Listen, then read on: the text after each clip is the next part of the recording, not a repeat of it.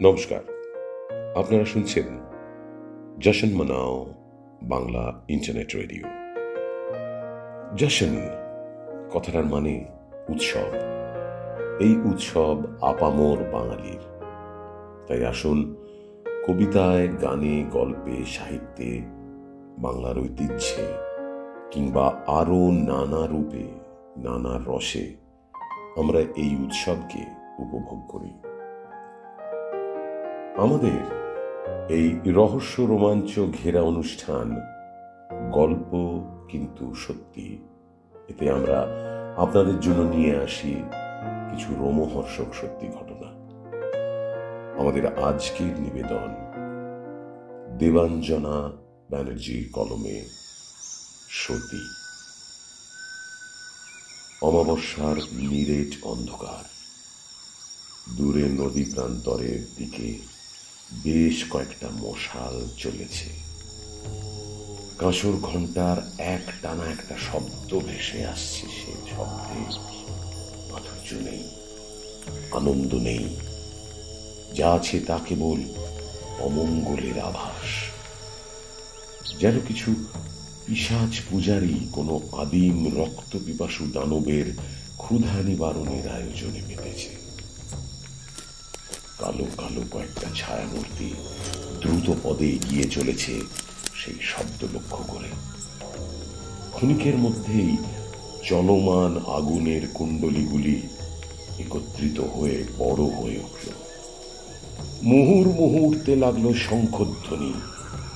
এক টানা মন্ত্র উচ্চারণের শব্দে কেমন এক ঘোর সৃষ্টি হয়েছে। ক্রমে ছায়ামূর্তিগুলির পাও অবশ হয়ে এলো, যেন কোনো ডাকিনী তার মন্ত্র বলে শুষে নিচ্ছে সমস্ত জীবকুলের জীবনী শক্তি।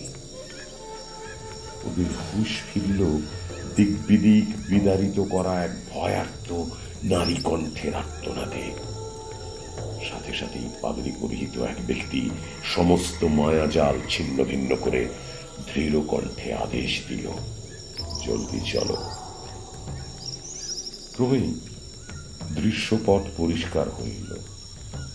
দেখা গেল সজ্জিত হচ্ছে একটি চিতা, তার পাশে মখমলের চাদরে জড়ানো ৮০ ঊর্ধ্ব এক বৃদ্ধের মৃতদেহ, আর ঠিক তার পায়ের কাছটায় মায়ের বুকে মাথা রেখে ঘুমিয়ে আছে লাল বেনারসিতে সজ্জিতা ১১ বছরের ছোট্ট মা। আর তাদের ঘিরে বাজনা বাজাচ্ছে একদল উন্মত্ত মানুষ। কখনো কখনো সেই আওয়াজ ছাপিয়ে উঠছে এক অভাগী মায়ের হাহাকার কান্নার রব। এবার মন্ত্রপাঠ সম্পন্ন করে পুরোহিত এগিয়ে আসছে ওদের দিকে। বাজনার জোর ক্রমে আরো বেড়ে চলেছে। আশালতা বুকের মধ্যে আরো আরো জোরে চেপে ধরেছে মেয়েটাকে। আকুল কণ্ঠে একমাত্র সন্তানের প্রাণ ভিক্ষা চাইছে। পুরোহিত এবার জোর করে ছিনিয়ে নিতে চাইছে উমাকে। ওই জেগে উঠেছে মেয়েটি। ঘুম ভাঙা চোখে একবার দেখল চারিদিকে। মৃত্যু ভয় কি তাও এখনো বোঝে না, তবু কোনো এক অজানা আতঙ্কে মাকে জড়িয়ে ধরে কাঁদছে মেয়েটি। ওর মাথা ভর্তি সিঁদুরের খানিক লেগে রয়েছে ওর দুই গালে। সেই সিঁদুরে রাঙা অশ্রু যেন রূপ নিয়েছে তাজা রক্তের।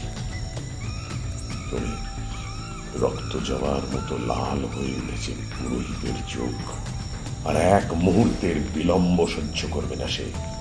আশপাশ থেকে সাপ সাপান্ত কটূক্তি ছুটে আসছে মা মেয়ের উদ্দেশ্যে। স্বামীটাকে তো খেলি রাক্ষসী, এবার স্বামীর সঙ্গে সঙ্গে যাবি সেই দিয়স হয়েছে না। আরে এই ছাড় বউ এবার, নয়তো দেবতা রুষ্ট হবেন যে। দিক থেকে এগিয়ে এসেছে ২-৪ জন ব্রাহ্মণ যুবক। নিয়ে যাবেই ওরা মেয়েটাকে। হঠাৎ সমস্ত আওয়াজ ছাপিয়ে শোনা যায় এক হুঙ্কার। মুহূর্তে থেমে যায় সব বাজনা, স্তব্ধ হয়ে যায় সব কোলাহল। সবার দৃষ্টি একদিকেই। পাগড়ি পরিহিত সেই রাজা এসেছে। রামমোহনের আদেশে তার অনুচরেরা মা ও মেয়েকে নিয়ে এলো তার কাছে। সমবেত জনতা একবার বাধা দেওয়ার চেষ্টা করলো ঠিকই, কিন্তু 60 ঊর্ধ্ব ব্যক্তিটির ঠান্ডা দৃষ্টির সামনে তা নিস্তেজ হয়ে গেল।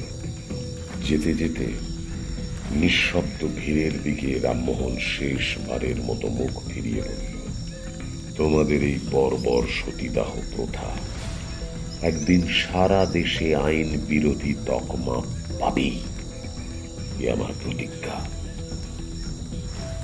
ততক্ষণে সকল আধার কেটে গেছে, পূব আকাশে লাল আভা দেখা দিয়েছে, ওরা সেই দিকেই মিলিয়ে গেল।